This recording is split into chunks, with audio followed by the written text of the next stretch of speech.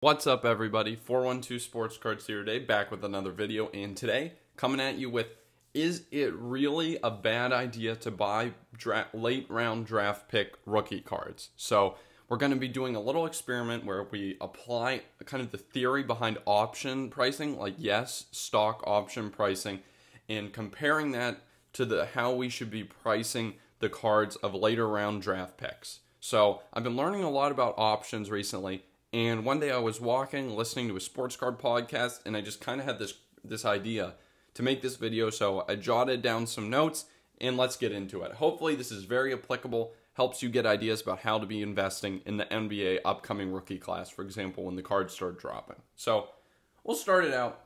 What is an option? At its simplest, a stock option is a contract that lets you buy a share of stock at a certain price. So, for example, you could buy an option that lets you buy a share of stock at $100. So, if the stock is going for more than $100, that means that you make profit because you can buy it at $100 and it's worth $110. But if the stock is worth $90, you don't make any money and the contract isn't worth anything, because why would you want to buy the stock at $100?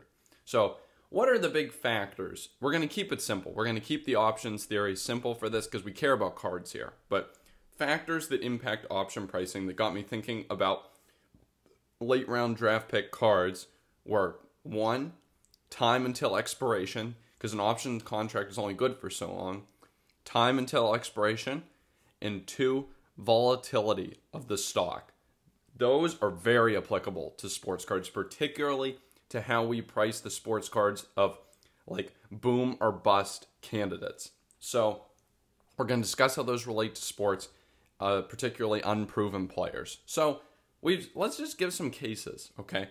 We've seen it in the NBA draft. There always are guys from late rounds who pop off, their cards shoot up 5x, 10x, and they may not be a bona fide star forever, but those cards shoot up in price. We've seen it before. 2017, OG Anunoby's had a big moment. His cards have gone up quite a bit. He was I don't remember if he's a late first or a second round pick, but he was not an early pick. 2018, Devonta Graham. Those of you who are newer in the hobby might not know this, but Devonta Graham had his moment. His cards went to the moon. They were worthless practically, and then they just skyrocketed.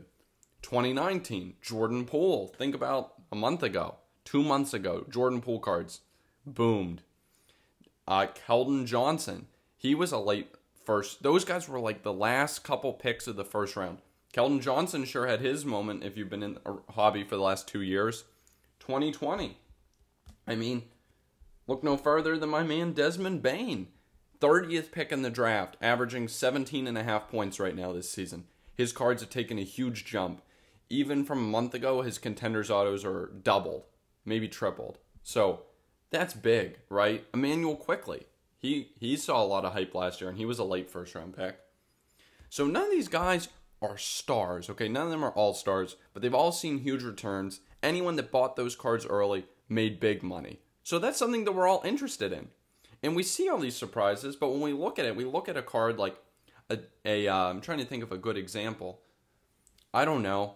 Maybe from last year, you're looking at a card of, I don't know, Xavier Tillman, like the second pick of the Grizzlies. Like, you're like, well, that seems stupid. Like, why would we buy that card?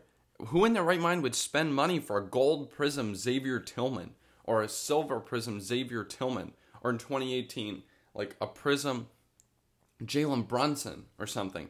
But then we're kicking ourselves when some of these guys pop off, and the people who we thought were idiots that bought those cards made big money. So what I want to do for you guys is give you the toolkit to think about which late round picks you want to be buying, and maybe see and kind of open your mind to that there are good investment opportunities on these cheap players, that they can see huge returns even if they don't become all-stars. So we're going to get into those variables of time value and volatility for you. So let's talk about time value first. So the player must be decently young, okay, for a boom in their card prices to matter. So let's compare this to options. A stock option is worthless on expiration if it's not in the money. If the option, the price that it lets you buy at isn't below the price that the stock goes for. So let's say that a player like expires almost, like them having, what that's going to mean is them having a 40-point game isn't going to make them hobby relevant once they're past a certain age. Well, I think we all can agree to that, right? If a guy who's 30 dropped 40, he doesn't become hobby relevant. His cards don't shoot up in price. So let's say 25. Once you're past the age of 25, you can't see big swings in your price from a big performance. Your ability to rise as a prospect has expired, and your cards are kind of permanently stuck in that low level. So the closer you get to 25, the less your booming performance matters, right? Because you're so close to losing your chance at earning hobby respect. The older you are, the less your big performance matters. We all see that, right? If you're 24 and you drop 40 versus if you're 19 or 18 and you drop 40, the hobby reacts very differently, those two actions. So the age is very important. So let's compare that to an option, right? So say the option lets you buy shares at $100, but the current stock price is $50, okay? So it's nowhere close to being valuable. The option expires in 2 days. Well, say shares skyrocket of the stock up to $70. It's a 40% increase. But because the odds of you making it to $100 in the next day that exists, and which is the only way the option would be worth anything, are so low, the price doesn't move that much of the option contract, right? Because the odds that we're going to be able to make money are still pretty low, even though we just saw a 40% boom.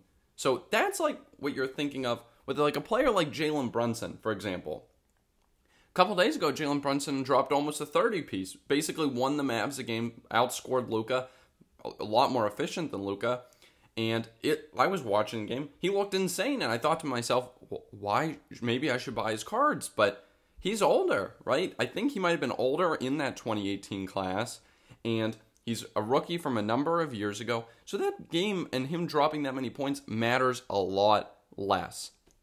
But what if a stock, we're going to go back to the options, went from $50 to $70, but instead of expiring in 2 days, you've got 6 months till you need to get to $100 to make profit. Well, in that case, a price bump from $50 to $70 means a lot, because you still got 6 months to cover that other $30, and you just did a ton of it in 1 day. This is the case with cards of young players that are much younger. Take, for example, pardon the fact that I only have these Revolution ones from a box I pulled, but Cole Anthony is a great example of this. He had a similar performance to Jalen Brunson, put up 31 points, okay, on November 1st. On October 31st, his Prism Silver went for $25. November 1st, drops 31 points. November 3rd, cards are going for $50. His Prism Silver doubled off of a 31-point performance. While almost 30-point performance for Jalen Brunson, meaningless, right? And that's the time value, okay, in prospecting. Buying guys that are younger is so huge.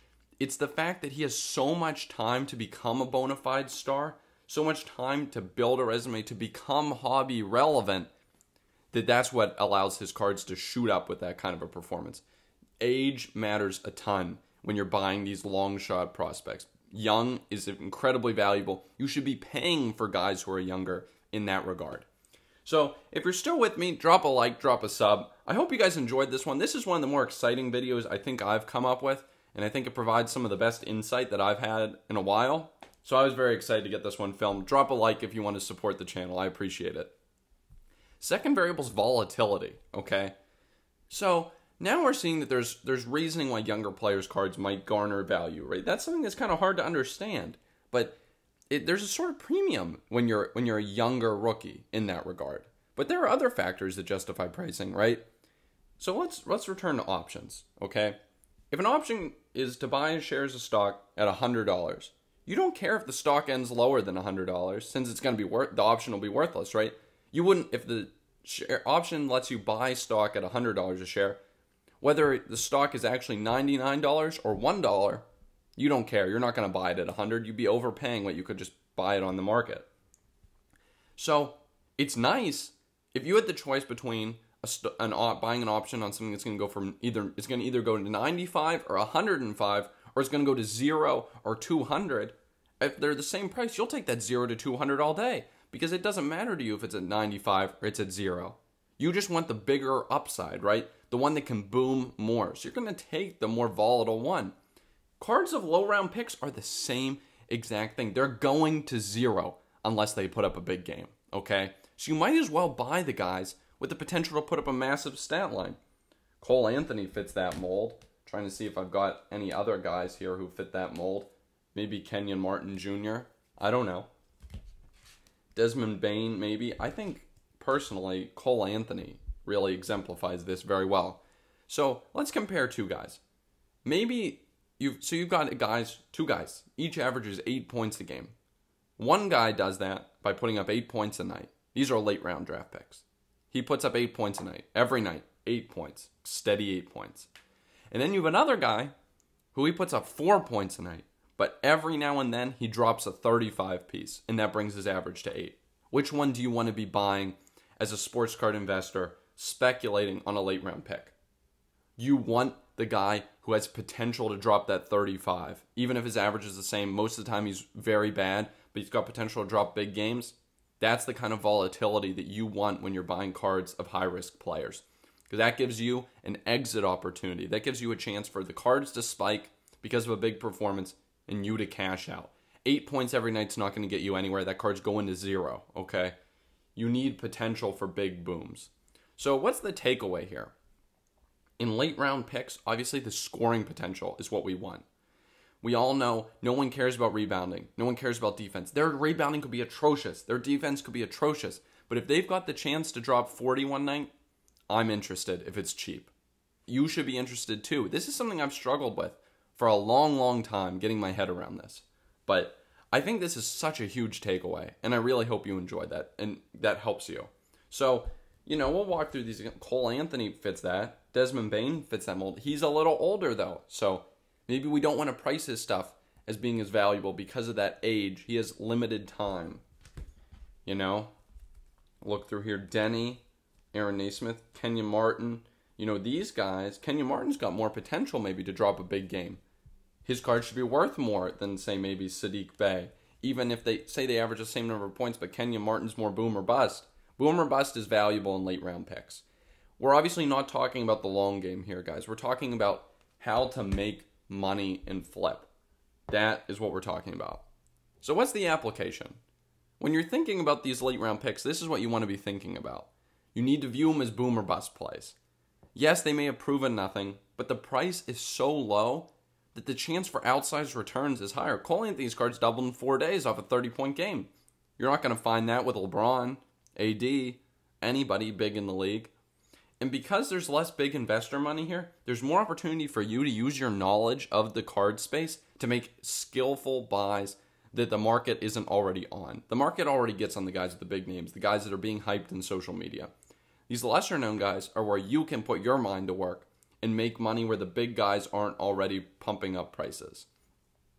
Obviously, there are other factors that matter, right? Team matters, situation matters. But these are two. The time until they reach the age where they can't be hobby relevant and their volatility are two crucial variables in how you should be pricing the cards of young players. And you know what? If you look at the price of cards of young guys and you don't think those variables are being given their weight, being appropriately reflected, and there's a bargain with regard to those two variables, maybe that's a buy for you. Maybe that's a guy that you stash, wait for him to drop that big game, and you sell out. You feel confident in that. That's what I was hoping to inspire today. And I hope I got that point across well. So, as a card investor, you want to understand the whole market. You don't just need to know the high end. But if you want to be a good card investor, you need to be able to know which guys at the top and which guys at the bottom of the draft class to buy. Hopefully with the new draft class stuff coming out in NBA, you guys are going to be prepared. Hope y'all enjoyed this video. It was really fun to make. Drop a comment if you enjoyed the thought. Hope it wasn't too confusing. But yeah, as always, like, comment, subscribe, and I'll catch you all next time.